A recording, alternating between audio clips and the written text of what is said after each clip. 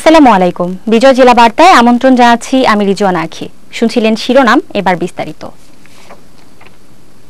বাংলাদেশ মানবাধিকার নাট্য পরিষদের ১.৫ যুগ পূর্তি উপলক্ষে নানা আয়োজনের মধ্য দিয়ে কুষ্টিয়া সদর উপজেলার হাটস হরিপুর ইউনিয়নে অনুষ্ঠিত হল মানবাধিকার নাট্য উৎসব।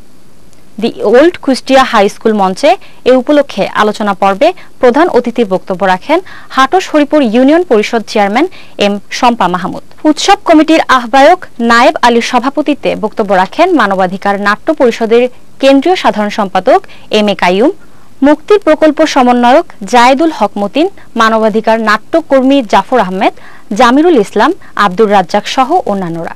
উৎসবের নানা আয়োজনের মধ্যে নৃত্যশিল্পী সৃষ্টি ও উপমা তাদের নৃত্য পরিবেশনের মধ্য দিয়ে উপস্থিত দর্শকদের মুগ্ধ করে।